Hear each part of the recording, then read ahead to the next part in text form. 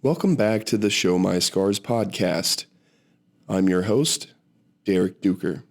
Today I'm bringing you a conversation I had with Bridge Cunningham, a counselor who accepts all patients but has a focus on the asexual and aromantic community, as Bridge identifies as asexual and aromantic. This fascinated me because romantic relationships and sex are driven down our throats in media and marketing. So I had to know, when Bridge first realized asexual tendencies, what those signs were, and how asexual and aromantic folk navigate relationships. We also talk about how Bridge wound up a counselor, different types of attraction, how anxiety is sort of a superpower, EMDR therapy, eye movement desensitization and reprocessing therapy, the importance of boundaries, and the RAIN mindfulness technique. So while you, listener, may not be asexual or aromantic, I do believe you'll find some benefit to this conversation, as there is plenty of great information that Bridge lays out here. I also hold the belief that listening to outside perspectives that don't necessarily align with yours as being vitally important to both your mental health and intelligence. So, without further ado, I bring you my conversation with Bridge Cunningham. How did you wind up interested in therapy in the first place? How did you decide that's what I want my career to be?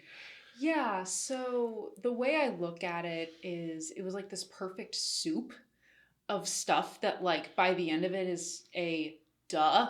Yeah. There was no way I wasn't going to end up here. I recently even looked at an old journal I had written, an online journal from when I was 13 or something. Mm-hmm. Stumble back on it, and lo and behold, it was what do I want to be when I grow up? I want to be a counselor. And I was like, you had no idea what that meant. Yeah. And yet I think some part of me knew I wanted to be a helper. Yeah. And some of those things that I think wound up into that kind of perfect little soup is, one, I'm the biggest sibling in my family, and I always kind of have had that caretaker bit in me of watching over, because I have two little brothers, watching over them, and I was bossy at the time and I also cared a lot. We messed with each other all the time, but we're on really good terms now. And I think that was always part of it, as well as honestly growing up with a lot of anxiety myself. Yeah. Ever since I was itty bitty, it was thunderstorms, it was inside body parts and knowing I had this gushy stuff inside of me. It was all sorts of things, and it just kind of showed up in different ways growing up. And while of course that is difficult in a lot of ways, at the same time, as I've gotten older, I've kind of started to view that as a superpower gone awry. I know that can sound really interesting, but I mean that in the sense of, at least in my own experience, people who have anxiety are very observant and very perceptive. They notice things a lot, maybe too much. Yeah. But you can dial that back with the help of therapy and things like that. And also just really noticing, like I said, the observant, looking at what's around you. And you also think a lot. And that can be used to your advantage too if you do it in a strategic way. And so I've grown to kind of see it as okay, as long as I, twist the dials the right way, this is actually really helpful. And being very driven and motivated a lot of the time. If you're just anxious, quote unquote, enough to get your stuff going but not get paralyzed, it's great, actually. Yeah. So being able to notice that in myself and oh, okay, that makes sense. And I've had my own therapy experiences growing up too. Mm-hmm. The first one was, I think I mentioned the thunderstorms a second ago. Yeah. And that was probably fourth, fifth grade, after my family experienced a house fire. Everyone was okay. We didn't lose anybody. Thank goodness. Happened in the middle of the day, so easy to navigate that, at least in the immediate. But then realizing, oh, unexpected things can happen that can really, really hurt me. And then suddenly realizing that tornadoes and weather like that can do that too. And it was oh, I was just at that age where I started to develop that awareness, I think. But it was a really positive experience. I don't remember the therapist's name. I remember vague details about our time together. It was so long ago. And yet all I know is that it helped. And that I realized, oh, people do this. There are people who help people with their emotional stuff. Mm-hmm. I kind of like that. And that's all I really had. Yeah. And so I think that influenced things growing up. The nail in the coffin, though, was I actually have recovered from an eating disorder myself.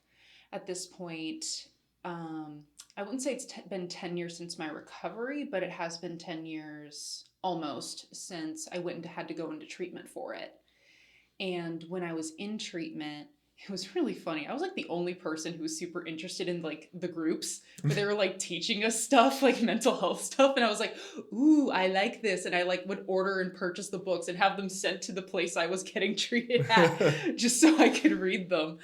And sitting there and like listening to the stories of the people around me, I was like really invested. And so between this deep curiosity for the topics and deep curiosity about the people, it was at that point, this was like right after high school, I was like, maybe I need to major in psychology. I didn't know what to do with it yet, but I think that's what I wanted to major in. And then after that, it was go through my undergrad, go through grad school, and now I'm here and got recently fully licensed. So that's so been awesome. a whole journey. Yeah. I always find it, whenever I was trying to decide what to do with my life, I kind of went back to the things I enjoyed in school as well. And I shared this with you before we started recording, but when I was in middle school, I job shadowed a DJ because the only thing I had growing up to like really just curb my anxiety that I didn't know what it was at the time was music. And so I would always turn on my radio when I got home to do my homework and things. And there was a guy on there I listened to every night after school. And so I went and job shadowed him and decided that's what I was going to do. Got older, realized they don't make that much, and pivoted. But I was really into sports, and there was a guy that had a sports radio show, and I knew he was doing it pretty much by himself.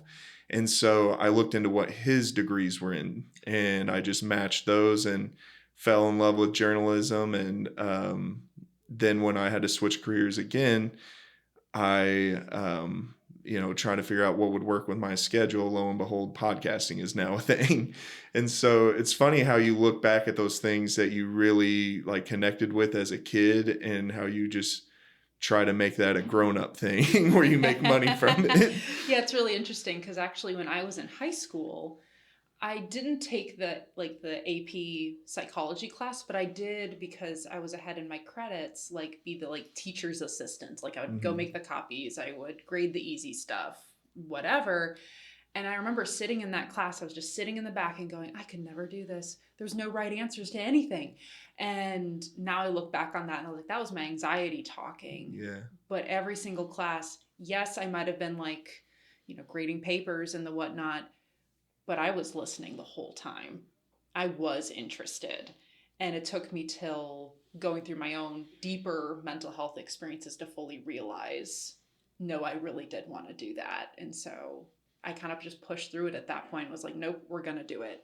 This is the thing. And so far, it still feels very much like the thing. I'm probably going to stick with it for a really long time. Where did you get your psychology degree from? So are you talking about my bachelor's or my grad school master's degree? Well, I guess both, actually. That'd be interesting. Yeah. So I got my bachelor's at Northwest Missouri State University. Do you know where that is? Yes. Yeah. So up north of Kansas City, for anyone who doesn't know where that is. Very in that corner where you could drive 15 minutes and get to Nebraska, Iowa. It's that area. And I went there just because it was a smaller school. I still had enough anxiety to where the idea of going to MSU was nope. They also had a lot of trees. It was pretty, very friendly environment. So I really liked it. And then I went to Eastern Illinois University. Do you know where that one is? Yeah, my cousin actually went there. That is so funny. Yeah, so I went up there, which is I would say about 2.5 hours northeast of St. Louis, just for general direction for those who don't know. I went there because it was something called K-CREP accredited.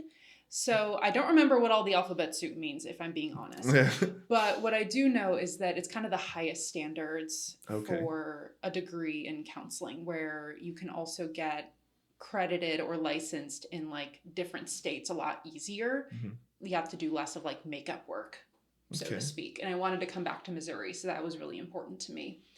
And also they offered a grad assistantship that would pay for your tuition and give you a stipend. And I was like, well, shoot, heck yeah. Yeah. And I ended up getting that grad assistantship. Nice. And that really helped with that whole experience. It added a workload, but it was good. And I've met some dear, dear friends through that program. We did like a cohort model where you're like with the same like dozen people for 2 years. And I met really good people there that I'm still really good friends with. That's awesome. Yeah. How on earth did you end up in Springfield then? Because for the listeners, I was, at Pridefest, and that's where we met. So how did you end up in our neck of the woods? Yeah, and for that, I guess you have to kind of rewind a little bit more. I actually grew up in Rolla, Missouri. Okay, yeah. For anyone who doesn't know, it's on I-44 up towards St. Louis, about halfway between us and St. Louis, so more northeast. And grew up there. Mom worked at a hospital there. And after I graduated high school, but before my little brothers did, they're twins, they were like, well, we kind of want to go somewhere where there's a better job opportunity. My dad's an engineer and already had a job there that he was driving to back and forth. So that was like an hour and a half. And they decided it was just easier. And they were kind of done with Rolla. So we all moved down there. I was an undergrad, so I would come here for the summers. And at that point, I was like, well, Springfield's got better options than Rolla. And I don't want to go so big as Kansas City or St. Louis. This feels like a nice middle ground. And I get to be close to my family too, whom that makes sense. I love dearly. So it was one of those kind of just make sense decisions. Yeah. And so a little bit of foreshadowing earlier, meeting you at Pridefest, you're stepping out with your own private practice and you're focusing on aromantic relationships and asexual relationships. So what was the decision that went into kind of focusing your practice in that way? Yeah. And for clarification, I'm also working just with anyone who identifies in the big old LGBT alphabet soup umbrella, whatever you want to call it, and with trauma as well. Trauma and anxiety, self-esteem, that kind of neck of the woods. And the reason I picked asexuality and aromanticism as focuses is, one, I'm in that community.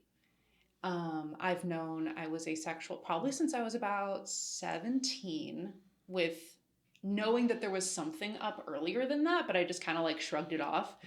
I remember assuming, I remember going to like skating rinks as a kid, which nobody does that anymore, but like going to skating rinks as a kid or more like a teenager with my friends, and they'd be like, oh, look at that hot guy, or, ooh, what would I do with that guy? And I'm sitting there like, you guys are faking it, right? You guys are absolutely faking this. There's no way you actually think that. No, they did. And so I had hints before that, but I figured it out when I was about 17 after just having a basic high school relationship and going like, we're not interested in the same things. I wonder if there's a word for that. Lo and behold, the internet had that. But the reason I picked that is not just because I'm in the community. I think it does help a lot. It's also that the asexual and aromantic communities, even within the queer umbrella, have very unique experiences that others don't. I imagine. In the LGBT community. And it's not to say that like, oh, there's us and them. Like, it's not an us versus them. It's can we all just kind of figure out that we are all in this community and we all have struggles. Sure. And I've heard so many people who I know who are ace or aro, whether it's in person, on places like Reddit or Facebook communities, just saying like, I talk to these people and nobody gets it. And I'm like, well, shoot, there's a need and I'm passionate about it. I'm going to do it. And it's a very small niche to have as a practice. And I completely understand that. And at the same time, I can't imagine myself really doing anything else. Right. Yeah. What is that like? Because I imagine it must be like, I don't pretend to understand anybody else's, Sure. Identity. However, with the way I've talked about this just with my buddies, and, we're straight, and we talk about how crazy hyper focused we all are on like love or sex. So, well, I guess I'm getting a little bit ahead of myself. First, why don't you define them for us? Because even though I do like breaking news here, behind the scenes, I do a little bit of the marketing for Pride Fest, but I had to look those up myself and figure out what the difference was. So why don't you explain that for us? Yeah, and you're not the first nor the only one. Like, there's so many people that don't understand, and I don't necessarily see that as like a failure Mhm. of people not knowing. Like, if you've never heard the term, how are you supposed to know? Like, and I recognize too that for a lot of people, LGBT stuff is like this, like, whoa, what is going on here? I never grew up with this. Mhm. And so I think in a way it's kind of wonderful that you don't really know, because then I can speak to you and hopefully speak to a lot of other people too Yeah. through this conversation. And there's something that needs to be understood before we even jump to the definition, because otherwise it doesn't make a ton of sense. And that's the idea of attraction. And what attraction is, how it differs. And obviously I'm not going to go into like a 2-hour monologue on the whole thing. But, if I may ask you, when you think of like interpersonally, like between two people, what attraction is, like how would you describe that? Well, shoot, because I feel different. Like it might be different from everybody because, Sure. first it's, the physical attraction is Mhm. usually the first thing, unless, you start talking before you really start looking somebody over, I guess. But then like what really solidifies is like the intellectual back and forth, finding out we have similar, even if not in the same spheres of interests or whatever. And I don't know that, because I feel like mine's more that, because it'll be the first thing, obviously physical will be the first thing I notice, but then it will completely shut off if we don't link up intellectually, which from what I hear about, locker room talk, that's different from other guys that I talk to, but that's kind of how I view it. Yeah, and you pointed some really good things out there. One, it's different for everybody. Two, there are different types of attraction. Mm-hmm. And that, yeah, those are kind of the two big things I noticed there. And attraction, just simply, if I had to get like really down to bare bones, is how you feel pulled towards a certain person or even a thing, and the actions you maybe want to take because of that attraction, right? You notice a physical attraction, so maybe you want to go talk to them and kind of get to know them. And then maybe that intellectual attraction keeps the conversation going. Yeah. And maybe that eventually leads to like an emotional attraction, so you deepen the relationship. And there's also this kind of misconception I've noticed, especially in media is a good example of this, is like when you're attracted to someone, it's like the whole package. It's physical, it's emotional, it's romantic, it's intellectual. The beauty of the asexual and aromantic communities is that from all that I've participated in, we split it apart and go, there are different types and they serve different purposes. And human relationships are not just a one-note thing. So, for example, there are just all these different types of attraction. There's the romantic attraction, which is really hard to define. Yeah. The best way I describe it is this: I want to ride into the sunset with you. I want to spend my life with you. I want my Disney ending, even if you don't call it that. Like the get married, like, and that's not true for everybody, obviously. But if I had to put it in the most easy terms possible, I would say something like that. Then there's also the sexual attraction, the two main ones we're talking about today. I'm going to give the really basic version here too, of you. looking at someone and going, hubba hubba. Like, I want to do things with that person. And then there's the emotional of, I feel emotionally safe with you. I feel relaxed. I feel at ease. Or the intellectual, ooh, you get my mind going. Mm-hmm. And there's so many other types. There's aesthetics, which is purely how someone looks. Like looking, oh, hey, that person's hot. You don't want to do things with that person. You can just admire that they look good. Yeah. Or even kind of, there's not a good word for it, but I call it like companionship attraction, where it's just like, or platonic attraction. That's the word I'm looking for. Where it's like, I want to be friends with you. You seem really cool. I want to be friends with you. And different relationships have different types of this attraction. For example, is there someone in your family you feel really close to? Yeah? Yeah. How do you notice that you feel good around that person or that you want to spend time with them? Well, number one, the first thing I noticed when I was around this person is, I don't experience that anxiety. Sometimes in social settings, I feel like I'm the odd one out, even if no one's like looking at me that way, there's just this little hum underneath. And I'm like, I don't want to be where I'm at right now. And it could be anywhere. Sometimes with any person, like usually I can have that feeling with generally anyone. Yeah. But and it's the guest from the first episode, Jackie. Regardless, I can talk about the scariest things, with her, and I don't have that fear that it's not going to end up well. So yeah, that's one of the best, platonic situations like you're describing that I can think of. And that's so wonderful that you have that. Everyone deserves a person that they can just completely let down with. That's amazing. And yeah, so you don't experience romantic attraction there. Right. But you do experience the platonic and the emotional. And it sounds like intellectual there too, mm-hmm. right? And so a key point to understand all of this before even jumping to the definitions is people experience different types of attraction. And that does not mean that they are any less human for experiencing one type over another. All types of attraction are appropriate.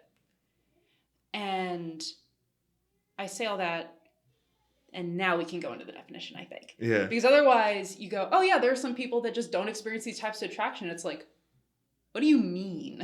Right. But everyone experiences different types of attraction. And that's beautiful. If we could only experience platonic and romantic, or sexual and romantic or anything like that, it'd be a pretty boring world.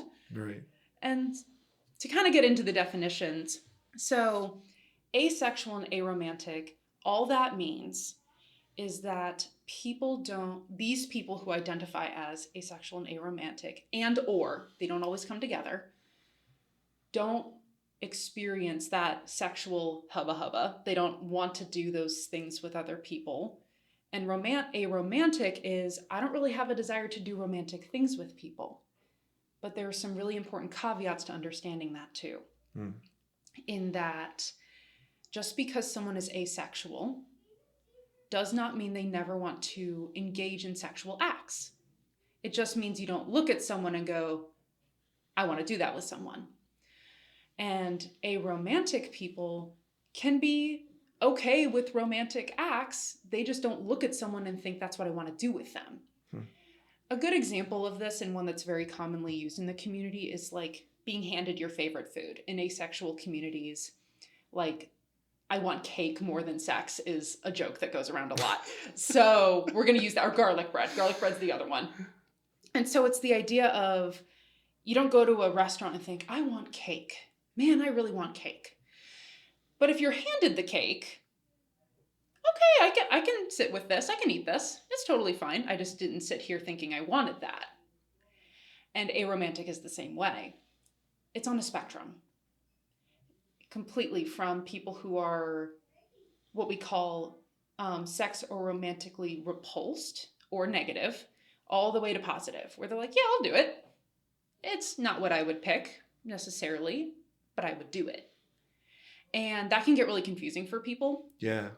Just because many people assume that romantic and sexual attraction and wanting those things is a part of just being human.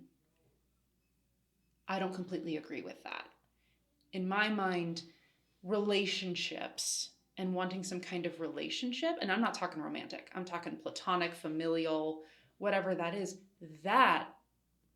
more human nature, but they can look very different. And I realize I've rambled for a minute here. No, and I'm just wondering what thoughts you have absolutely. about all of this, questions, anything like Yeah. that. So yeah, it opens up a bunch. Yeah, I bet. Yeah. It's a completely different concept than what a lot of people are like raised with. And I completely honor that. Yeah, yeah. And plus, I'm one of my favorite things, and one of the biggest reasons I became a storyteller is not only that I love to tell them, I love to hear them, and human experience is fascinating to me. Oh, don't I know it? So, and you can say no, but like, Sure. whenever you were growing up, what were some of the signs now that you look back, like, hey, that's maybe where that, Yeah. or how it grew throughout your life? Sure. And I want to add a big caveat to this, or a disclaimer, that I am more on the sex negative side of asexual, but more on the romance positive side of the aromantic spectrum. My experience is not going to be everybody's. Right. So what I really want to caution anyone who's listening to this is, don't assume my experience is everybody's. Mm-hmm. Everyone's experience is their own. If you know someone that's in this community, please ask them about their experience. Right. Yeah. Because especially just to highlight parts of what you said that I never thought of it that way, is that spectrum. Because a ton of times not that I didn't always kind of assume that was sort of the case, because there was already two definitions there that people were commonly getting misconstrued together, I think. But anybody that ever told me they were one or the other, I've never actually experienced anyone telling me they were both. So I didn't know that. And the spectrum thing is just a good thing to keep in mind, because I mean, look, with anything that has a label, there's always a spectrum there. So I think that a lot of people, especially when I hear them talking about it, it is like, yeah, like if they're asexual, they don't want it at all, or aromantic. And I think that's just because, I mean, I remember when we were growing up and then we first heard of the LGBT community, there wasn't even, I don't remember hearing a lot about trans. I don't remember hearing about a lot of the other things that opened up. So I think it's maybe new to a lot of people. Yes, it absolutely is. So yeah. Especially around this area. Oh yeah, yeah. I mean, a ton of it was brand new to me as it started. I started working with the Glow Center, honestly. Yeah. So yeah, just to keep that in mind for sure. And to shed some light more on the spectrum part, just for a sec, I will answer that other question, Yeah. I promise, is I want to offer just like some terms that a lot of people will use if they're on this spectrum. Okay. Just so anyone who's listening can go like, what does that mean? Oh, okay, now I kind of get what that means. And this is also based off of something called the split attraction model. This is not something everyone uses. I personally use it, but it is not for everyone, and that is totally fine. So don't assume just because someone says they're ace or aro, the short for asexual or aromantic, that like they ascribe to this. But it's a common thing, so it's worth saying. It goes off of that idea that like, hey, you can have a different romantic attraction than sexual attraction, right? We split those attractions, and now we go, okay, you can experience different things. The asexual community was kind of the one that figured this out, because if you're what's called allosexual, which means you experience sex or sexual attraction in a way that I'm not going to say normal, because that makes anyone who's not like abnormal or weird or broken in somehow, and that's not true. It's more of how it's societally expected to experience sexual attraction, I think, is a better way to put it. But say you're straight. Okay, so you experience romantic and sexual attraction towards the opposite sex. But if you are, say, asexual, you might still experience romantic attraction. But it could be with someone of the opposite sex or gender. It could be, it could be the same. It could be I'm attracted to anybody. It could be anything. And so this is just a way of labeling. Okay. Not everybody likes labeling, and that's totally fine. Some people love it. Just want to offer space for all of it. But anyway, So a lot of this split attraction stuff goes off of the idea of adding prefixes and suffixes. So beginning, before word things and after word things. Words are hard. Yeah. Totally understandable. You might be listening to this while you're driving and not completely paying attention, going, what was that? Completely fair. So to sexual or romantic, or ace and arrow, to kind of help explain. So for example, you can be demisexual or romantic. The demi means kind of in a way semi, but not really. Demi just simply means, if you ever hear anybody say it, it takes a deep emotional connection to feel sexual or romantic attraction.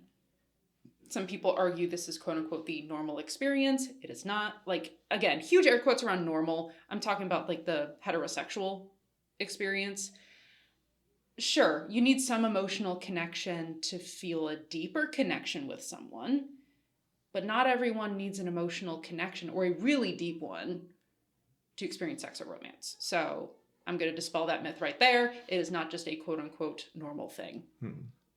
But yeah, so if you're demisexual, you feel like, oh my gosh, I need to feel like I know this person heart and soul emotionally and feel super emotionally safe with them to engage in sex.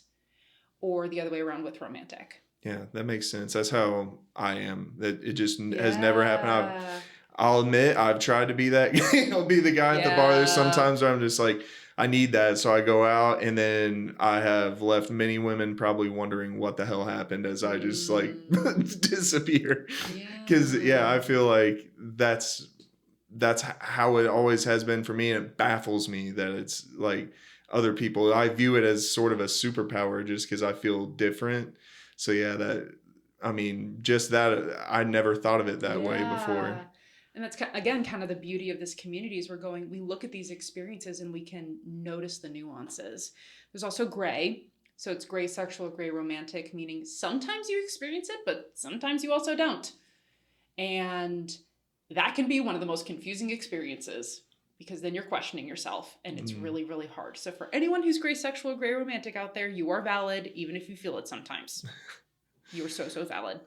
There's also flux. So ace or arrow flux, which means it's not just sometimes, it like fluctuates. Sometimes maybe you're like, I'm super cool with having sex with somebody.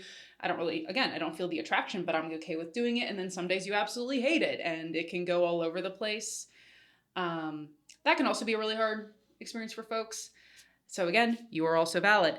And there's also things that are even more complex than that. Like there's one called agosexual, where you feel a disconnect between yourself and what you might be feeling arousal to. This could be anything from fictional characters, an idea of a person, like can be that. Or there's also, I think you can also have that romantically. And then cupiosexual or romantic.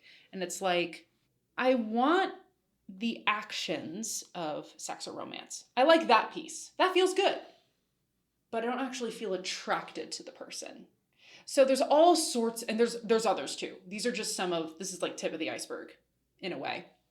So there's lots of ways to feel this stuff, which makes it really, really interesting. And I think adds a lot of life. Yeah. And allows for so many different types of stories that people can tell. I'm a storyteller myself. I do a lot of creative writing as a hobby. And so I love all of this, that we're just like, you know what? Have whatever experience you're going to have. Right. Yeah. So what were some of those moments when you were growing up that you thought that maybe where you were heading with your romantic and sexual life? Yeah, the romance part took a lot longer. That's been a bit of a more recent development that I've been exploring. Like I'm still in an exploring stage myself, and I'm in my late 20s. You can be exploring no matter what age you're at. It's not just a teenager thing. But for the asexual part, that part I've known for a long time. Like I officially figured it out when I was 17. But some of the signs I noticed were a lot about how I thought about how I felt attracted to other people and noticing how others were and going, wait, that's not how I feel about that. For example, I've just never been interested in sex. The idea has never interested me. In fact, I think it's kind of gross, which for a lot of people is like, what are you talking about? And I'm like, I get it. It's very different compared to a lot of people. And this is not me choosing to be celibate either. Like that's a misconception that often gets thrown around. It's like, Yeah. you're being celibate, or you're just scared of relationships and that's why you don't want romance. It's like, No, I'm super scared, and I still, I still want it. And, yeah. and I think it could, yeah. It doesn't surprise me because the number of, whenever those talks start happening, the amount of women that have actually told me, like, I can't even believe you find, my vagina attractive or anything like that. I'm like, I've never thought about it, honestly. But yeah, if you hyper focus, because after that got thrown out there, I started like, I don't understand it really either. Right. It's just an internal, a trigger or something. Like, I never have been able to really control that. I don't hide my emotions well either, so maybe others can. Sure. And like, again, there's so many different ways to experience all of this. I also, had a couple of like little relationships in high school, and people would be like, have you done that with them yet? And I'm like, no. Literally, why would I want to do that? Yeah. I could be like writing something or studying. What are you talking about? Like I like being around this person and we have a good time, and I like some of like the nice, like soft, fluffy, some of the romancy stuff, but like, And so people would talk about that kind of thing, and I would just be really, really confused. And I would always be confused about hearing stories like, they cheated on this person because it was better sex, or like, and I was be like, what are you talking about? What about the emotional connection? Is that not more than enough? Yeah. And I'm speaking very much to the asexual experience here. And this is not to like set aside the aromantic experience, by the way. Like, I will talk about that too. And it was stuff like that where like I was just never interested in it. I never looked at people that way. And I thought it was weird that other people did. And kind of like what I mentioned before with the roller skating incident, I would assume that people were faking it.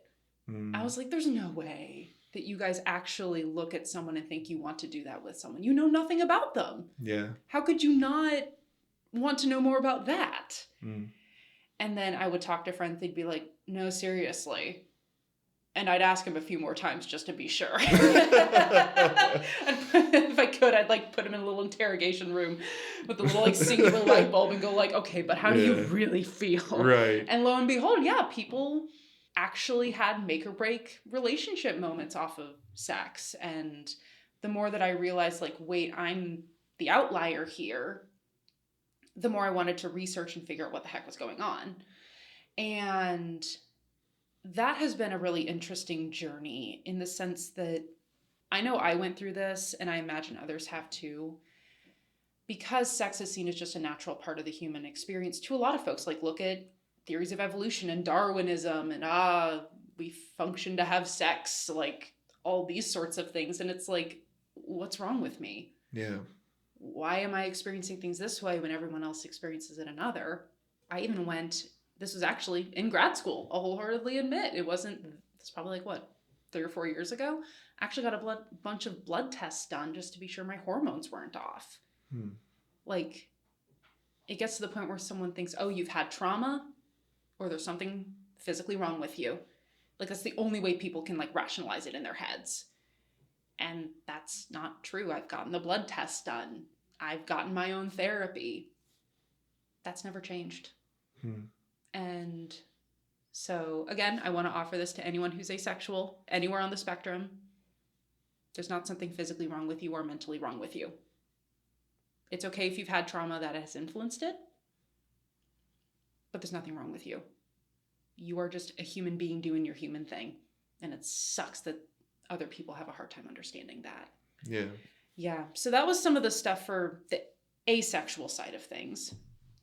The aromantic side of things is even harder because I think people can more easily accept that someone doesn't want to have sex because there's already so many like Christian values around that. Don't have sex before marriage, or, oh, you're just being safe, or like all these sorts of things. It can be seen as a physical thing, in air quotes.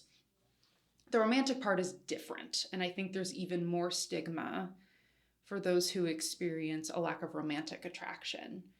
The amount of times I've heard people say, not to me, I've gotten very lucky in that department, but I've heard people go like, oh, but do you want to die alone because you won't have anyone when you're old?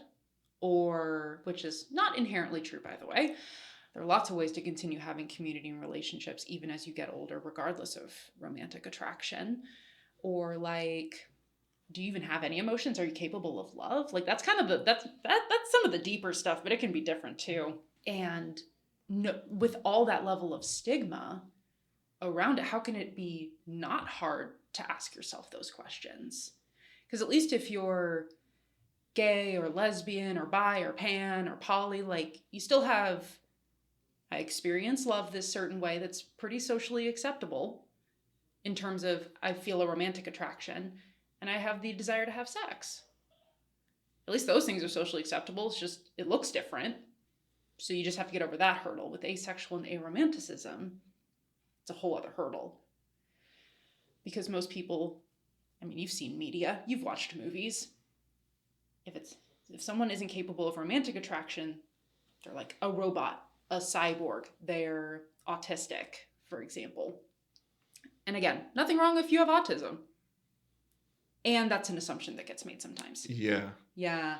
And that makes it really hard to even start asking that question. Yeah. Yeah. I can't imagine what they must go through because every movie is about love. Like almost every. Yeah, the Disney movies, like holy crap, every single one of them almost. Like, basically. Yeah, and I wonder sometimes how that skewed my own perception, like, and how much I know it has actually. It did mine. Because it did mine. I put love on a huge pedestal, and it's up there. Romantic love is seen as the best type of love. It's the pinnacle of the human experience. Yeah, and so many think it's gonna solve all of their problems. Oh no, it's not. Yeah, it's really not. And that was the hardest thing for me to accept because, going through K through 12 really wasn't all that interested in it, like participating in it. I was interested from the sidelines and like, wow, I wish I could, had somebody, but I was always focused on other things. So I was like, eventually. Right. And then once I got into college, I was just like, I have to find somebody. And right off the bat, bad experience. And then just over and over bad experience. And then I was like, oh no. And it really like shook my whole world because I was like, I'll never get there. And I was 19. Like, oh, wow. So, and somebody had to shake me and be like, dude, you are like super young. Like, what are you doing? Okay, yeah. Right? But they say it's going to be okay in the assumption of you'll find someone. Yeah. Right? Like I even went through a breakup last November, kind of starting to realize I was on the aromantic spectrum, and everyone was like, oh, you'll find someone someday. And maybe I will find someone that appreciates relationships in the way that I do and loves the way I do, or is at least like very accepting of that. I have faith in that. No issue there. That's the automatic assumption that people make. And that if you kind of like what your story was saying, and I mean, you were 19, that had to be really difficult to go through, even if you can laugh about it now, right? Like in that moment, it was like, oh my God, there's a part of me that's missing. There's something wrong. Yeah. And we make that assumption because of a lot of beliefs that we have about romance, that it is this pedestal, it is the cream of the crop relationships, when in reality, platonic relationships are much more correlated to positive health outcomes in the long run. If you have good friends, good community, that's more correlated with health outcomes as you get older rather than just romantic. Yeah. And so for me, that journey, this one's much more recent. And it came about actually closer to the end of my most recent relationship that I had gone through. And they asked me if I was aromantic, and I was like, I don't think so. I don't know what you're talking about. And then I looked it up, read some things, kind of interacted with it. And I was like, well, maybe. They didn't bring it up for reasons that I think are the most appropriate. It was much more of this, you're breaking up with me. I need to find some reason to be able to accept that. And if it's something that is about you completely, then I can be okay.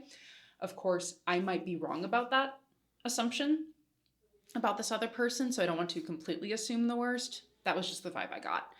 And I kind of realized for me that I had always felt pressured into romance.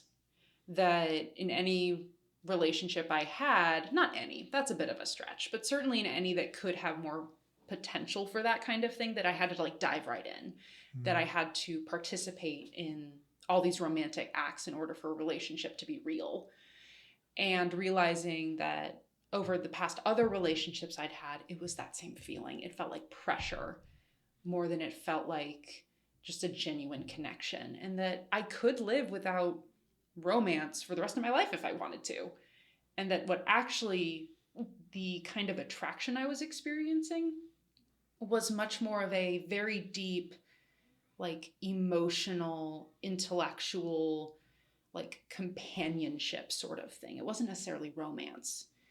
And that kind of opened the door for me to start considering that. And that's still something I'm exploring.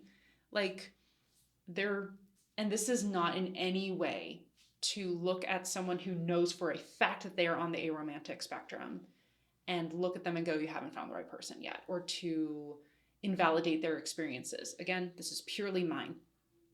That maybe I was not finding the people who I found attractive, but either way, I know that the way I experience romantic attraction is not quite the same as someone who would be, it's not alloromantic, I don't think is the right term, but I'm going to use it here, and I apologize if I'm using the wrong term there. People who are listening who are like, no, it's this. You have every right to yell at me. It's fine. And so, but I don't experience it the way that alloromantic people do. Thus, I'm on the aromantic spectrum. And that's kind of where that's at. And I'm okay with it being an exploration. I'd rather explore it than continue to try to fit a square cube into a round hole. Yeah, for sure. Yeah. Yeah, because, I mean, that's pretty much how all of life is, isn't Yeah. it? Like, yeah, at some point it just becomes, because I don't know, like I've always felt like I had to have a purpose. Yeah. And so when I go just do things, just to be following, some sort of a system, like you need a good job with insurance and all that. And now I'm doing things on my own, finding ways to pay for insurance on my own, Bless for that one. I know that struggle. Yeah. So yeah, I feel like that's at this point, like how all of life is for me. I've stopped, putting labels, or maybe not labels is the right word, but just trying to be accepting of anything that like comes in my direction, instead of being like, does this fit something for me, or the perspective of me or whatever. Right. So yeah, that's just full disclosure. It's funny because how we met and the discussions I had leading up to it, but I come from a Christian family, Christian background. Mm-hmm. And so the questions I got heading up to that festival were, you're doing what? And I'm like, so it turns out my views aren't totally aligned with yours. Mm-hmm. And so, but, I lost my train of thought just remembering all of that. No, and I think what you're speaking to, and I want to see if I'm right here, I might be completely off, is this idea of like eliminating the check boxes of life from the ones that are handed to you to like, I can make my own. Right. And that also applies to if you grew up in a Christian household. So did I. And I went to a Lutheran school from pre-K to sixth grade. Sixth grade, I transitioned to public school. But I grew up in a similar kind of environment. And now, even still, I'm kind of like navigating some of like, okay, this is what I was told, but that's not necessarily the truth of the world, and all sorts of things. So absolutely, it's a constant journey is such a corny word, but it fits so well. Constant like journey of, okay, I'm walking this path of life, and sometimes you got to take like this little scenic route, like this little trail that goes off to kind of go, oh, hey, what's over here? And maybe you take some of it with you, and maybe you don't, and that's okay. Yeah.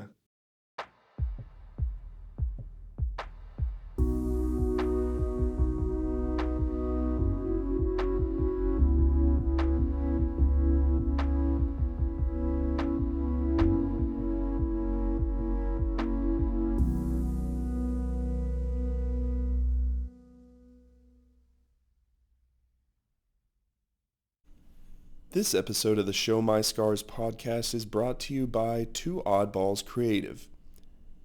How do other brands get themselves in the local media or become the buzz of the town? By aligning with a public relations agency just like Two Oddballs Creative. What does PR do in terms of marketing? Well, there's the scenario everyone traditionally thinks of. Your business does something bad and the PR agency rushes in to do a bunch of damage control. That's called crisis communication, a service the Oddballs do offer, but that's not all PR can be.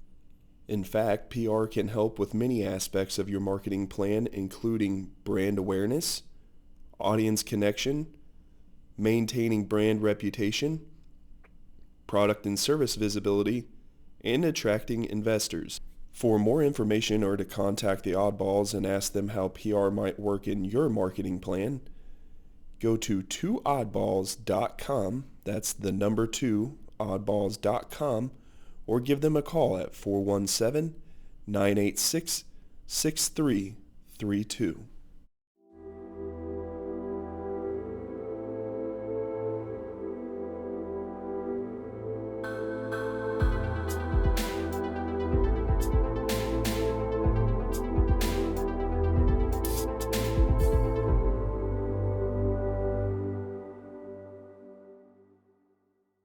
I had a discussion with her. She's a religious professor at Missouri State, has cool. studied Okay. the history of religion, and totally not what I was expecting to get off this tangent on. All good. Yeah, I talked to her because there was so many places along my religious journey where I was like, this isn't like very strongly held beliefs in my mind are not matching up here when you are discussing how you're believing here. And they can pull out Bible references all day long, and what she opened my eyes to was like there's actually a lot of things that don't align with its the own words written throughout the Bible. So you bring up the whole religion piece, and I don't think it's as far away from the original topic as you think it is. And maybe this is me like jumping through a few hoops or something, but we're gonna roll with it. It's very interesting how religion can intersect not just with anyone who's queer. Like that is a whole other topic. Yeah. It deserves a whole other episode or 5. And at the same time, there's very interesting relationships between religion and whether you just want to have sex or not. And that can be really confusing for people who are trying to navigate if they are aromantic or asexual, because I think the romance piece definitely is exalted, even from my experience. I haven't been to church in a really long time, and I could be so off on this. And I want to honor if I am. This is just kind of where my brain's going anyway, of, you get married. You're supposed to have some romantic connection that's only second to your relationship with God and things like that. And so it's like, well, if I don't want that, then what does that make me? It could mean a couple things, I'm sure, between, oh, I'm closer to God. Okay, good for you. But then you're assumed to be like a nun or a priest or something or a monk. And it's like, well, not necessarily. And then with the sex part, that gets whole messy too, because it's like, don't have sex before marriage, but then have this blessed unity and all these things. And so for folks who are in a more religious context, this can be even more confusing than it already is, because being a sexual being in a Christian religious context, I grew up Lutheran, by the way, so I'm saying this from a very Lutheran perspective. That was already confusing. It's like, what am I supposed to do? You're saying this, but then what? Like I'm dancing my fingers around space, like I'm trying to like pinpoint something because it's so confusing. And so I think that also adds to some of the issue or misunderstanding that people have with asexuality too, because it's like, are you choosing to be celibate? No, not necessarily. And that just adds a whole other layer to it as well. It kind of gets into some of the misconceptions that people have about ace and aromantic folks too. Yeah. And I don't know how much you want to get into it, but your stop at Burrell, is that the only place you've been at since graduation? Yes, it is. Okay. Yeah. Actually, tomorrow's my last day as of recording. Oh, wow. Yeah. And they're hosting like a little going away thing, which is very sweet of them. And I've been there for the last couple of years, and mainly what I did is working with individuals. Okay.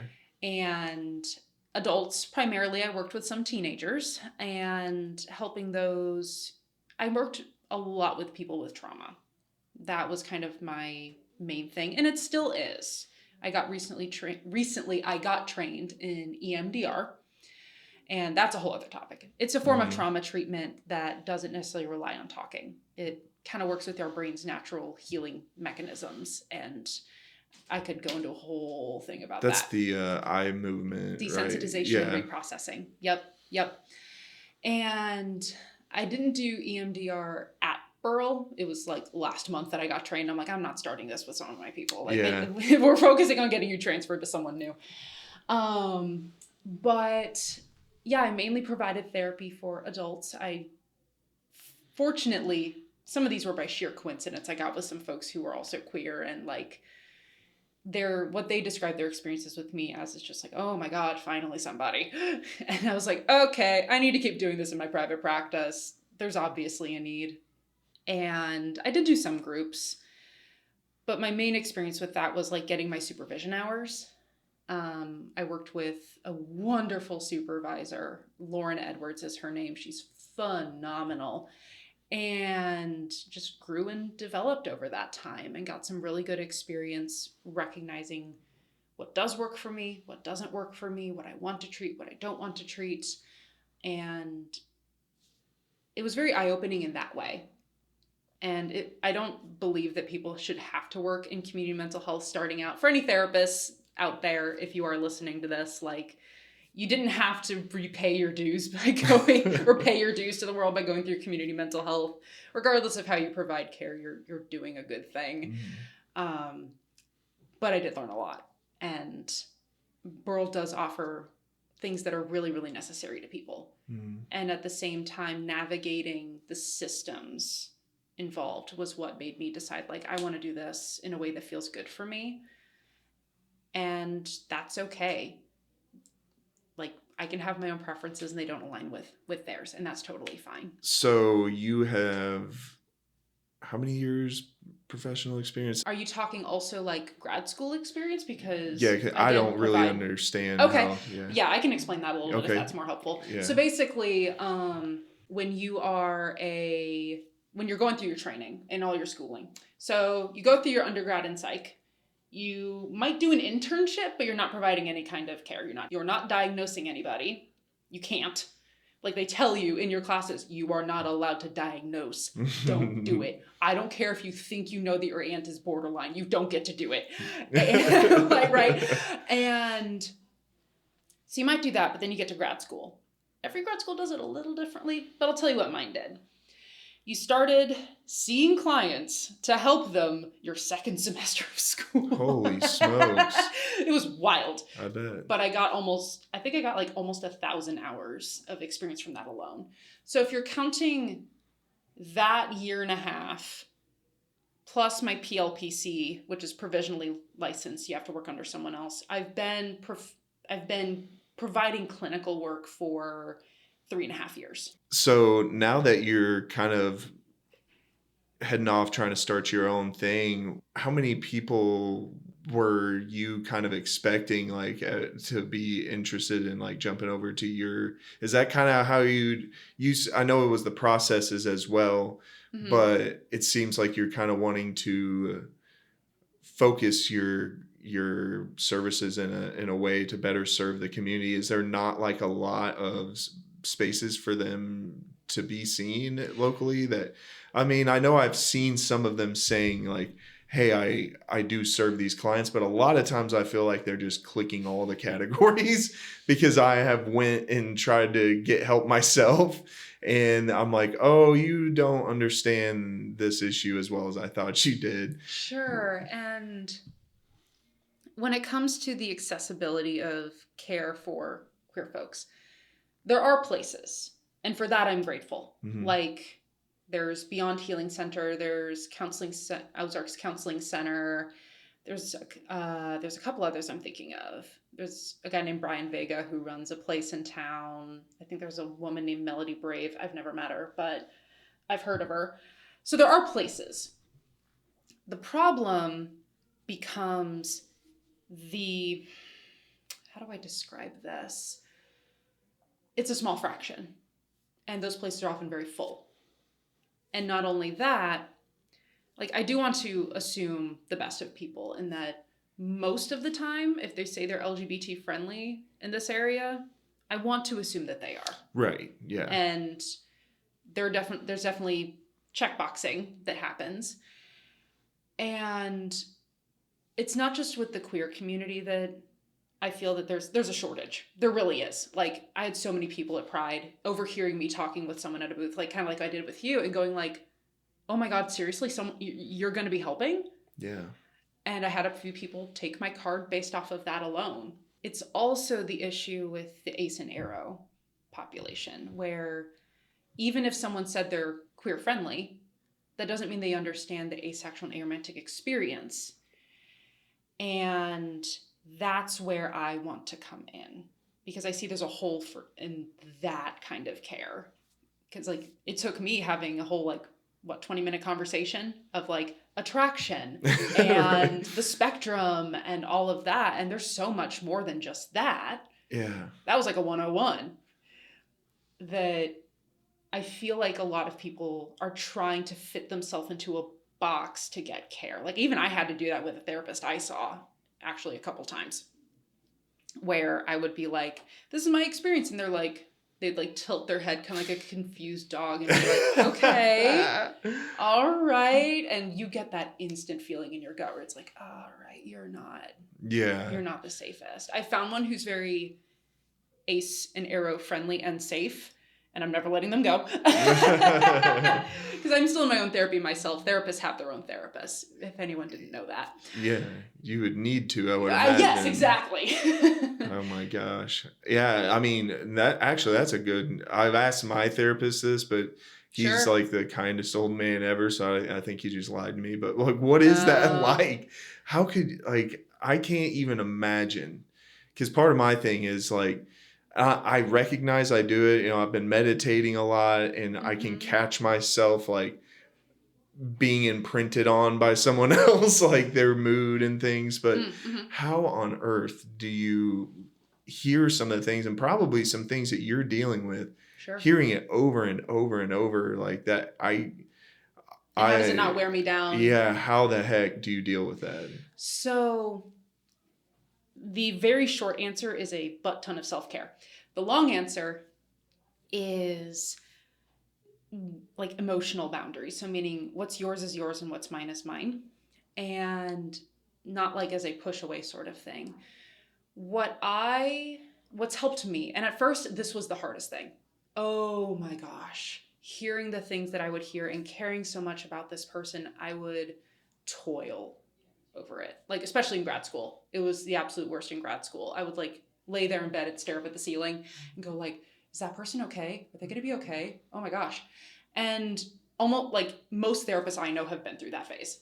And it's not always a phase. Some people, that's how they are, and there's nothing wrong with that.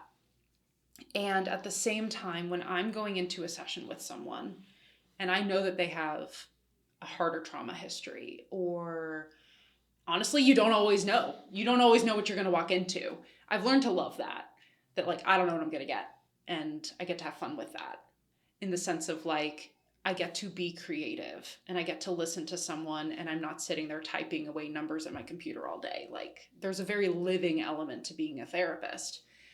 And when I say that, like, what's yours and yours, what's mine is mine, there's a metaphor I love to use. And for anyone who feels like they're a burden on someone, or like, oh, I feel like I suck up everybody's stuff, feel free to steal this. Please do, actually. So I call it the two closets metaphor. I first used it in undergrad, and I didn't realize how helpful it was until I got to grad school.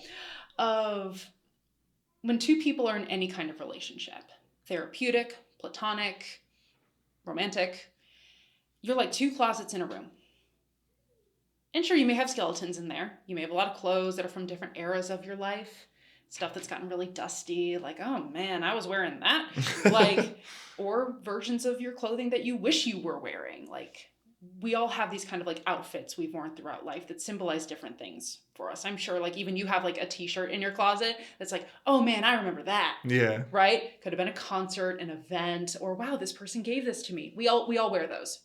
And when two people come into a relationship together, there are these two closets in a room.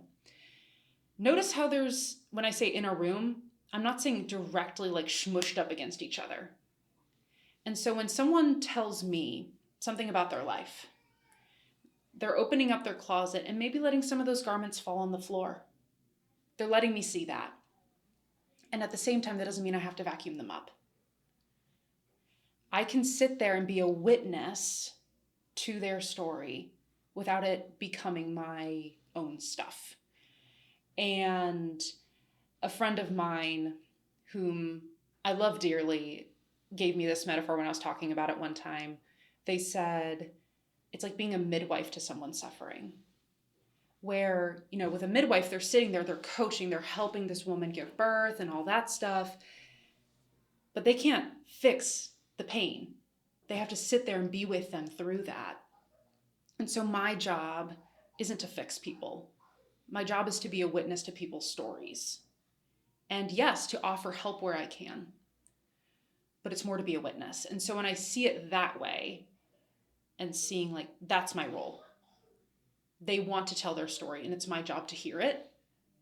It makes it a lot easier, if that kind of makes sense. Yeah, for sure. Yeah. I had that therapist I was talking about, he called it my sniper training. He was like, that's a new one. Yeah, we joke all the time about the metaphors we use. He loves watching movies, so every little metaphor he gives me is a movie, is movie related. And he's like, you got to be like a sniper. He's like, you got to just breathe. Like you just got to breathe. And he's like, you're watching through the scope. You're seeing everything that's going on. Just don't react to it. And I'm like, oh my gosh. That's a cool one. Yeah.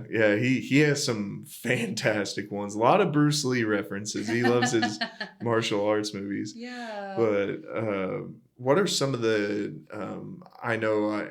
He gives me a lot of tools for my toolbox as he talks about. What are some of the tools that you may provide that community, the aromantic and asexual community? Yeah, and it's hard to give a general just because everyone approaches this differently, of course. And then when it comes to tools, I think some of the biggest ones are learning how to communicate your boundaries and what you know and what you don't know. And so knowing your own preferences and knowing where you sit, at least for now, you can change. You're allowed to shift your identity in whatever way feels right for you. But learning to recognize like, okay, how do I handle when I try to tell someone this stuff and they're not receptive? How do I communicate with my partner that yes, yesterday I was fine with having sex or going on a date and today I'm not really feeling it. And so that's one of the biggest things that I often tell people, as well as, and of course, that's a huge category of skills, and I can offer some slight more specifics if that would be helpful. But the other thing is dealing with feelings of shame. That feeling of there's something wrong with me. And really looking at where that came from. That you feel like you have to feel shame for the way you just experience relationships in the world. And some of the stuff I recommend for shame. And again, very broad, but there's a approach to navigating shame called RAIN, R-A-I-N. It's by a woman named Tara. I'm forgetting her last name, but I can get it to you later on. But if you look up RAIN mindfulness, you'll find it. It's an acronym. It stands for, and it's a mindfulness practice. You mentioned that meditating you do. So it stands for recognize, accept, investigate, and nurture. So if I had to give a brief description of each of those steps, recognizing is going, oh, I see that there's something going on with me right now. You don't have to completely identify what it is, but in order for you to identify what it is, you have to like see that something's happening in the first place, right? Oh, wow, my chest feels like it's about to cave in. My guts are turning on themselves and turning into knots. I have this horrible headache. It's often very physical. Or, wow, I want to leave the room right now. Like, I want to bolt out of here. Or, I really feel that urge, that feeling in the back of your mouth where you just want to like spit something out at someone because you're so mad. You have to notice that first, right? And then we have to learn to accept that this is what's happening right now. And that can be, this is one of the harder parts for people. I think the A and the N are the hardest parts for people. Accepting doesn't mean you approve of how you feel, of the situation. That's not what it means. Accepting means I can see it for what it is right now. I don't have to approve of it, but this is what's happening with no judgment. Wow, I'm getting really mad. And that's it. Not, I shouldn't be mad. Not, this person deserves for me to be mad at them.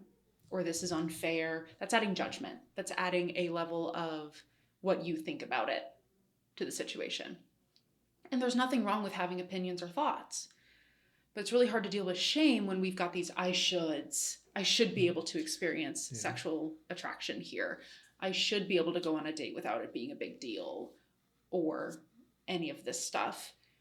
You're not going to be able to think about it clearly and do what's actually helpful for you or attend to your emotional needs if you're shoulding yourself, as I like to call it. And I'm not the first one to say that. Credit where it's due. And to accept it often is like, I can feel this right now. My anger is here, it's in the room, or my shame is here in the room. And it's my job to listen to what it's trying to tell me. Not what it's saying about me, but what it's trying to tell me about what I need. Because emotions are like messengers. Yeah. They're signals that tell us we need something. Even if it's happiness, you need more of it. Yeah. This is what's good. This is what's helping. Keep doing it. So even the positive stuff is like hey, this is something worth listening to. And then once you can accept it, once you've reached acceptance, you can still be feeling anger, shame, guilt, anxiety, but it's not as loud. Maybe it's a tingle instead of a roar kind of thing.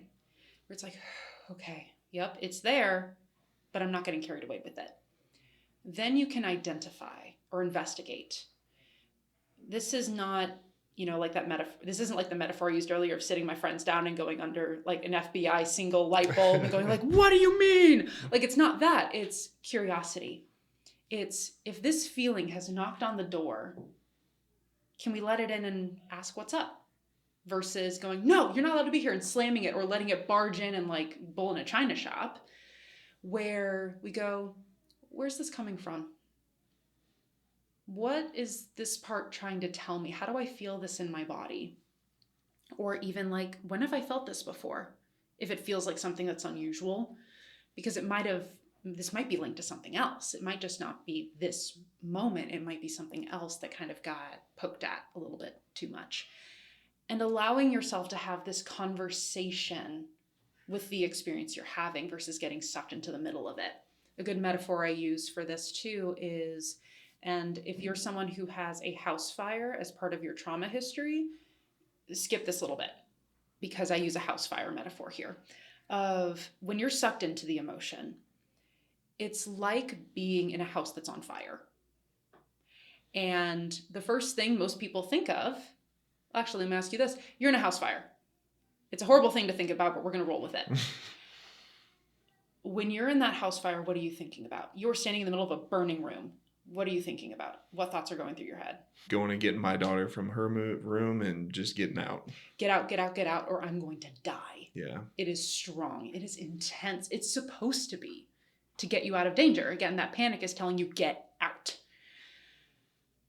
But then you're not thinking about other things you might be thinking about if you were with your daughter in the car and you drove up to your house on fire. At that point, you're thinking, where are we going to sleep tonight? Who do I need to contact? What do I do? It's still stressful. And you should be stressed. That's your house. But you're not in such a panic mode. You can start to think a little bit more proactively, strategically. And so that's what we're trying to do with this investigate, is get to where we're not in the house fire anymore. We've stepped outside and we can understand what's happening. You might even be thinking as you're sitting on that curb or driving up in your car, what caused this? Right? And again, you're still feeling the things, but you can actually ask questions now instead of like alarm blaring. And hopefully by the point that you're really compassionately investigating this, you kind of naturally lead into the next one, which is N, which is nurturing. And by nurturing, I don't just mean being all soft and sweet with yourself. One, there's nothing wrong with that in certain periods of time. Like sometimes you just need to feel like I'm okay. There are other times, and there's like a duality to this kind of compassion piece where sometimes you need to be like really soft with yourself, and sometimes you actually need to get up and do something because that's actually going to be the kinder thing for you to do. Like taking out your trash when it hasn't been taken out in 3 weeks. Yeah. Right? Like the kinder thing to do for yourself is actually to go do that versus letting it sit there and smell at the house and stuff like that.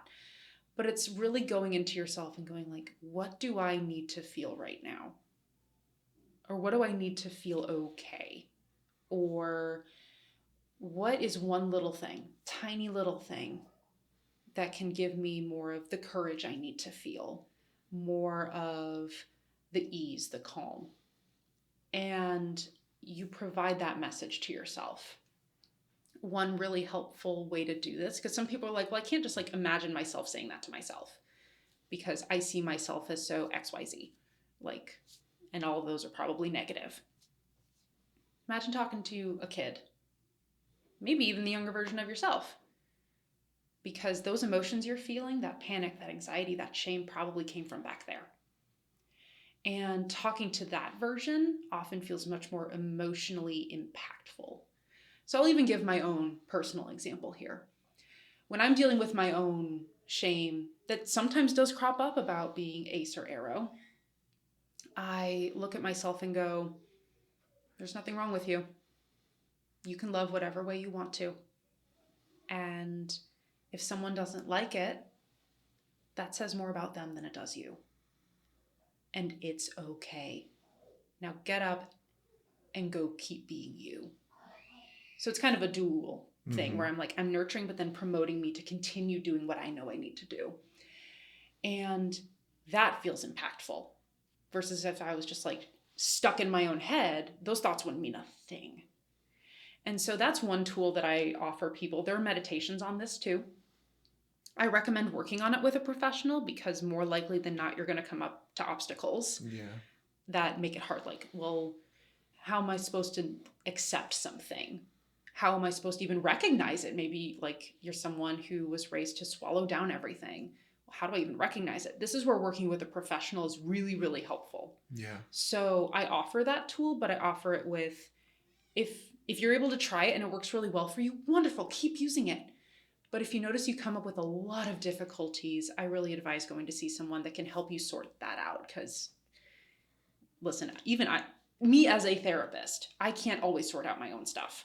I need someone else's perspective. Yeah. So that's kind of the caveat I would add with that one. Yeah, it's never stopped. It's never stopped. I think I've been seeing a therapist for, going on 7 years now. And of course they've changed over time as I've needed different things. But it's funny because I have heard other therapists like talking about like discharging me or whatever. And I'm like, what are you talking about? I was what like, are you talking about? I'm glad you think I'm ready to take on the world. Not.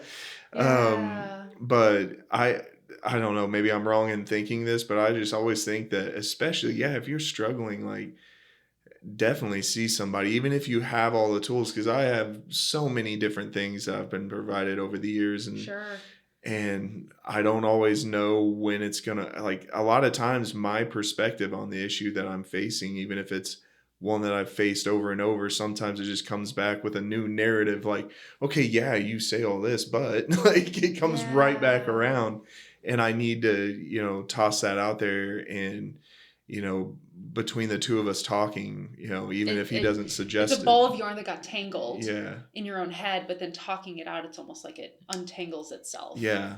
And that's a really big benefit to therapy. And I will say, like, I'm also someone who's been in therapy for a long time with different folks. Ever since that eating disorder stuff cropped up, like, I've had a therapist pretty much the last 10 years. Of course, it's been different people, but I also have a bit of trauma in my history, and I have like anxiety and all this stuff, so it just makes sense.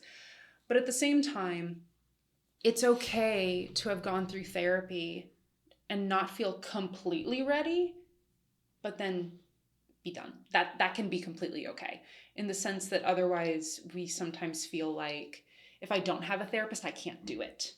That's not true. It's kind of like saying, well, if I can't have training wheels on my bike, I can't ride a bike. This is not true. Yeah. You need practice. Now, I add that with the disclaimer, the caveat of, if you have tools, which it sounds like you do, which is wonderful.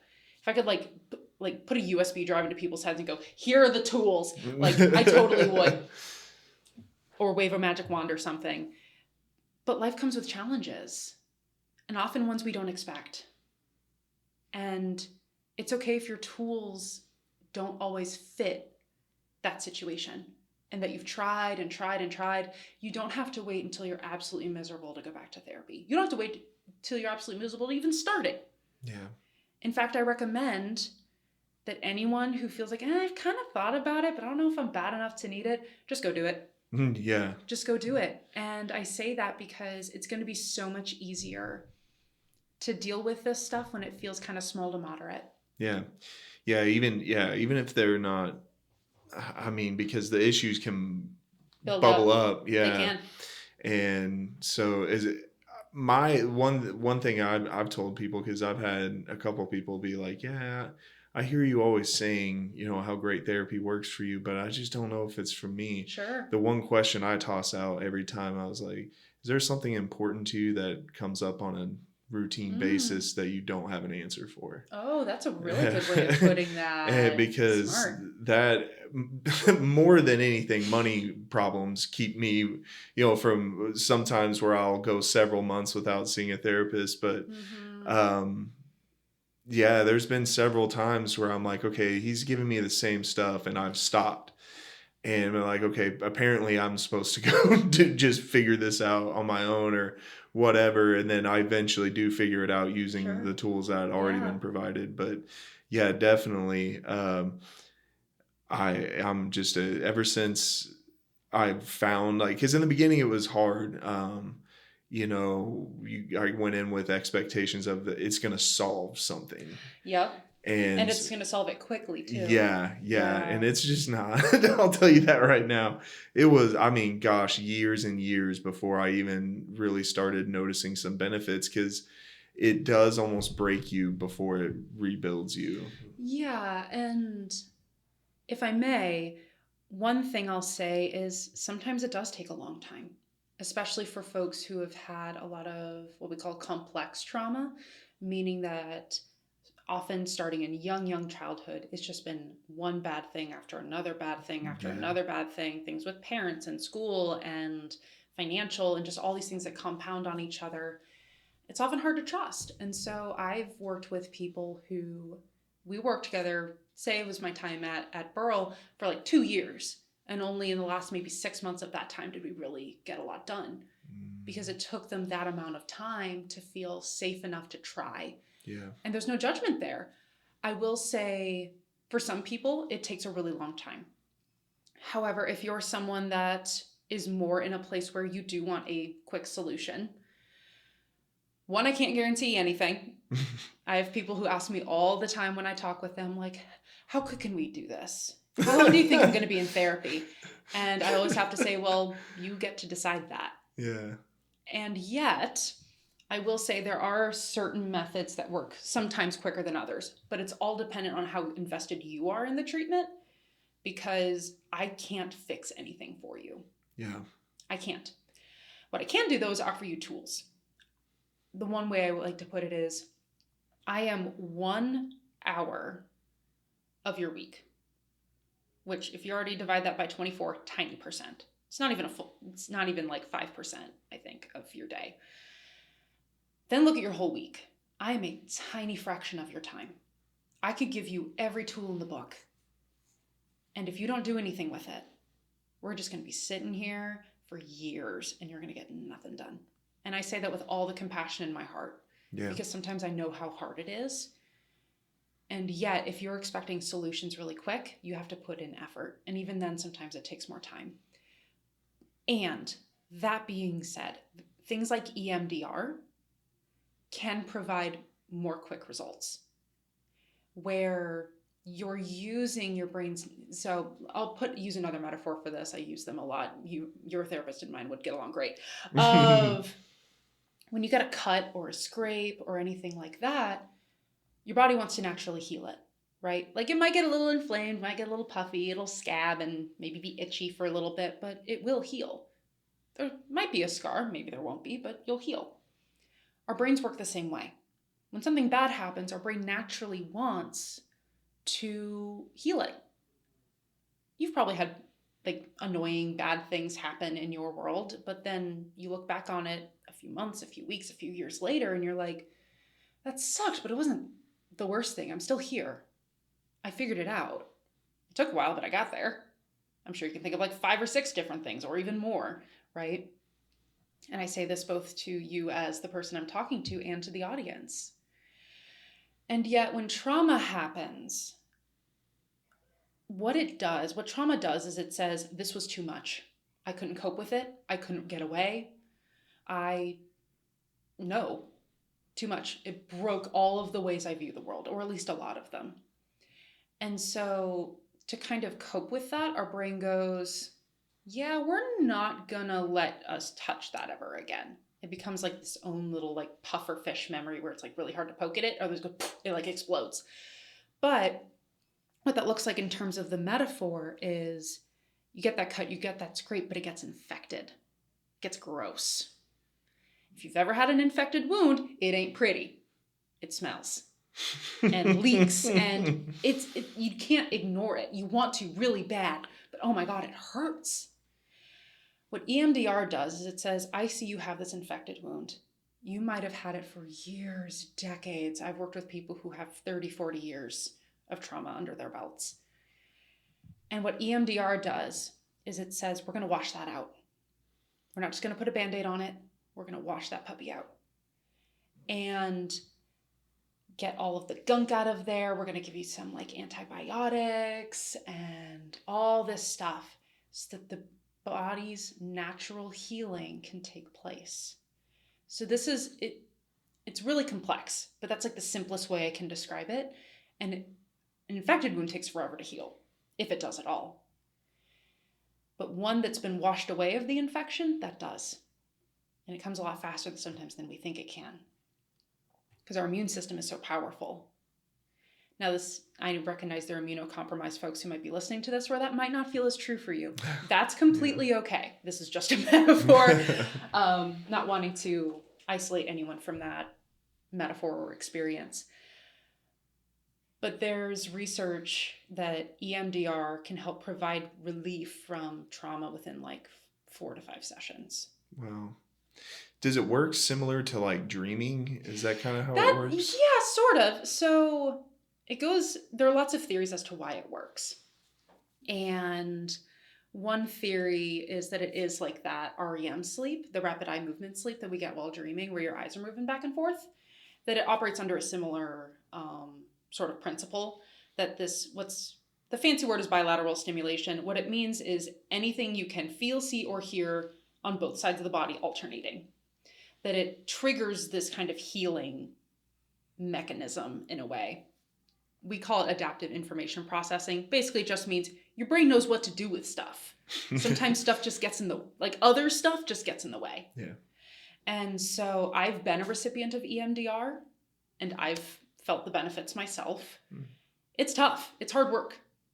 But you get through it faster than talking about it or sitting with it for years and years and years. And the other option I would offer is something called, and I'm offering this terminology not to confuse anybody, but to say, hey, I heard about this thing.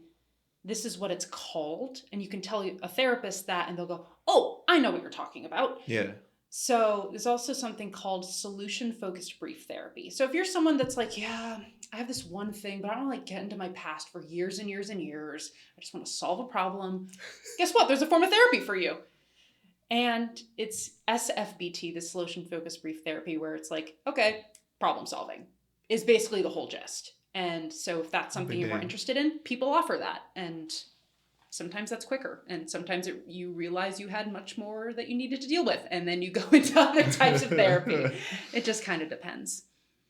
Thinking through everything we've said today, it seems like, and I think this might be, I know it probably is, communication is such a huge thing with aces and arrows.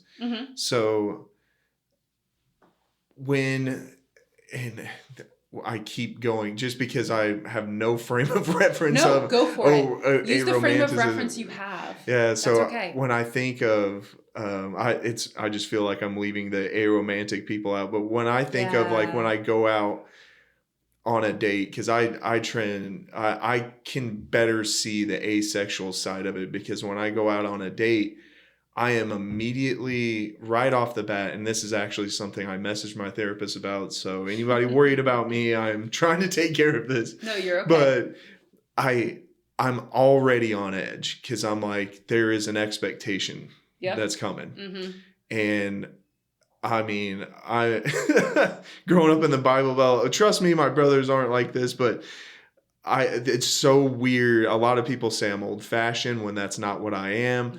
I am in a lot of ways, but it's literally a lot of it stemming from that fear of expectation of, well, if I don't show interest, I'm freaking them out. They think it's them. They think I have racing thoughts if you haven't been able to figure that out. So there's a lot of that. And I wonder how do you bring that, like, how do you get the courage really to bring up and like talk about it? I know in my mind, I just eventually get to that point of, this is going to come up eventually. So if you don't just say it, but then I always feel like I'm chasing people off all the time. So basically you're saying like, how do you, and I want to make sure I'm understanding your question correctly, is like hey, if I know that I'm a romantic or asexual, how do I talk to people that I might be interested in pursuing some kind of further relationship with? Yeah. There you go.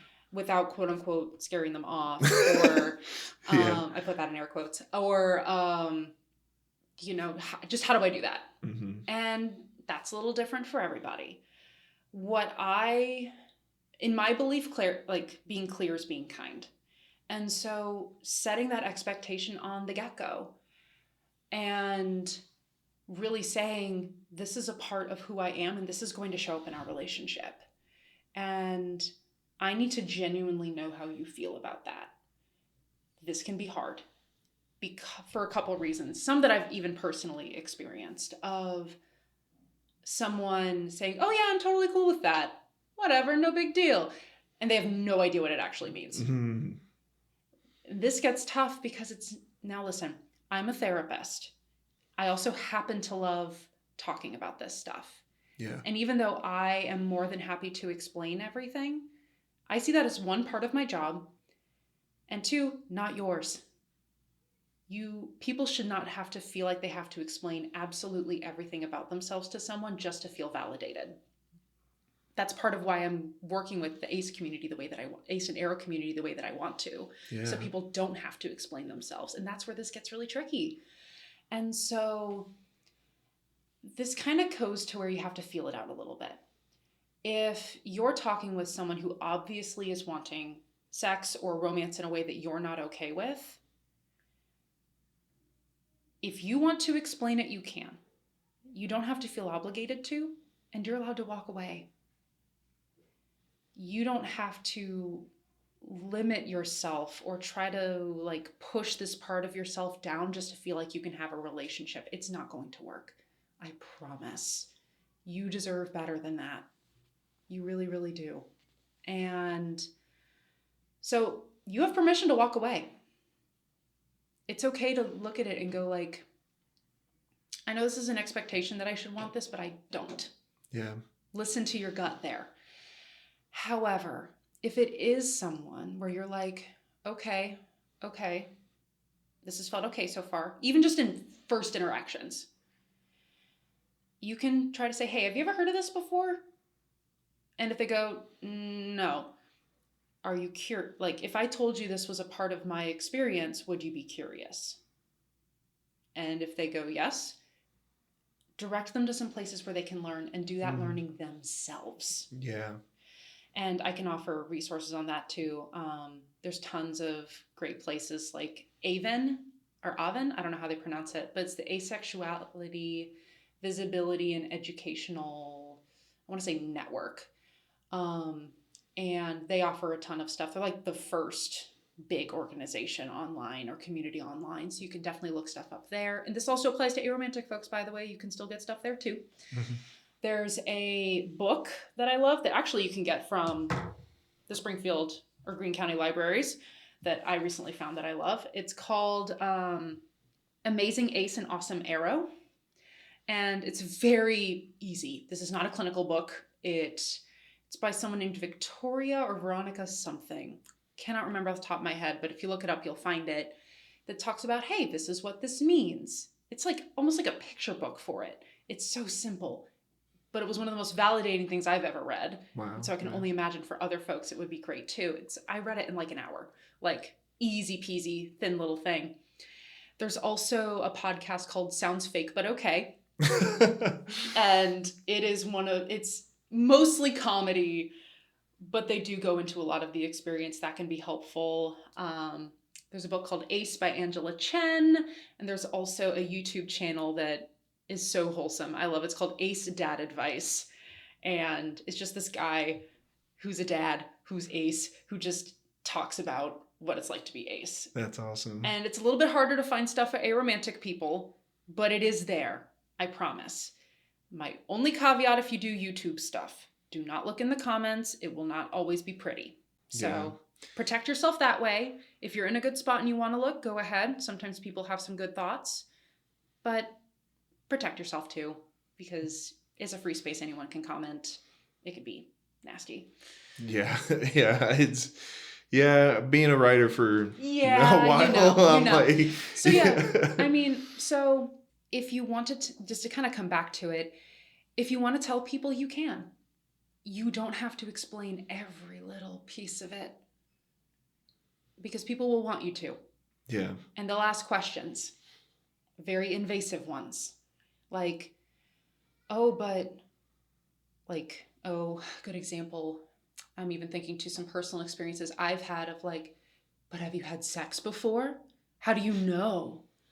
Like, what if you just haven't found the right one? If they're asking you those questions, go away. Go away. Just that's not a good situation to be in. Or like, basically it's usually a challenge of some kind to push you into trying something you're not okay with. Walk away. Yeah. But if it's someone that is kind of like, okay, maybe. If a situation between someone who's allosexual and asexual, or alloromantic and aromantic are going to work, it's a lot of communication. And the other person being really honest about what they need to. Because if they're not honest about that, that could also get messy. So a lot of communication, a lot of self-awareness, and know that you don't have to settle for having a relationship with someone who's not asexual or, not aromantic just for the sake of it. Don't do that. I promise. It's not worth it. Yeah, dating is such it's a cluster, even place. If you're straight and cis. Yeah, because even in my situation, because it's not like I don't, I wouldn't consider myself asexual. Sure. It's just something that happens way on down the line. And I get questions myself, and it's scary because some of it, I haven't really put a pin in where that comes from. I know like there's some confidence issues and things, but I've also had a lot of trauma within relationships My first girlfriend was engaged to someone else, and I didn't know. Oh no. And was confronted by the other person because he thought, that I was the whole reason behind it. And then, been through a divorce, and since then, like, have had some of the weirdest and like toughest relationships of my life Sure. So like towards the end, I was very over communicative, I'm sure, but they'll ask questions. Like somebody was like, hey, and I think it's because people who have been hurt can really identify others who have. And she said, I feel like you have a dark past that you're kind of keeping from me. And I'm like, well, like, right. So then you feel compelled to just share everything. And whether it's related to being asexually romantic or trauma, like even for me as a therapist, who is the person that most people would expect I'm going to spill everything to. Yeah. Even in my first appointments, I say, you don't have to tell me everything. In fact, you barely have to tell me anything. If you know you have trauma, all I need to know, what kind it was, when did it happen, if it was related to someone else, who was the perpetrator. That's it. You can, in EMDR, you don't have to say anything, really. You can bare bones, like identify the situation and maybe like the emotions you feel related to it. You don't have to spill everything about you to connect to other people authentically or to heal. And I want to offer that to anyone who's listening that feels that compulsion. I have to explain in order to be okay. You don't. Yeah. You don't. And people who really care will recognize they don't have to tell me everything. Not all at once. Maybe as like, because I tell people that I work with, you don't have to tell me everything right now, because I trust that as our relationship develops, because yes, I'm a professional, but I'm also a professional in the business of emotions, right? In a way.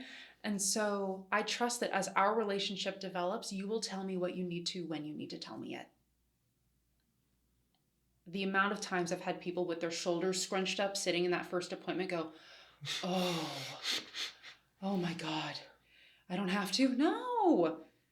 No. And I feel like personal relationships should operate in a similar way. Things can develop as they need to develop. And if people are pestering and poking, they're not actually respecting you. They're trying to sate their own curiosity. And that's not respect. That's your own selfish stuff getting in there. Well, thank you so much for coming on. And absolutely. By the way, I noticed your email said your first name was Bridge. And did you want to say your name on here or not? Sure. I mean, legal name is Bridget, but I'm admittedly on my own journey too with gender and just kind of exploring it. And Bridge feels like it's been a nickname I've had anyways for years. And so I'm just kind of going, it's a little bit more gender neutral. Let's play with it. Yeah. And so if anyone who's been listening to this really resonated with what I was talking about, it could be about the asexual and aromantic stuff. It could be just about being queer. And maybe you've tried therapist before and it hasn't worked, or you're like, I don't even want to like try that. I just want to see if I can find someone that actually fits. Or with the trauma stuff and like, wow, okay, you say some of this stuff and it's starting to make me think about some stuff in a way that I kind of want to explore. There are ways that you can work with me. So as of recording date, I'm not seeing clients. However, I will be opening my doors to seeing clients starting July 15th of 2024. And I mainly work with adults. Now, if you're like 17, I might, but mostly adults, and mainly focusing on things like trauma, anxiety, self-esteem, all the stuff we've been talking about today. You can find me at my website, which is btg-counseling.com. You can email me at bridge, so like the thing that crosses over water, at btg-counseling.com. And you can also probably, as a recording, I don't have a Psychology Today page up, but I probably will soon. You can search me up there. And also through Alma, which is a way that insurance connects with therapists, and they have their own directory. And you can find me there. And I hope, my doors are open. And I hope to maybe hear from some folks. And even if you're like, I can't really afford a self-pay therapist right now because that's where I'm at in life, I hope this was still helpful somehow for anyone who was listening.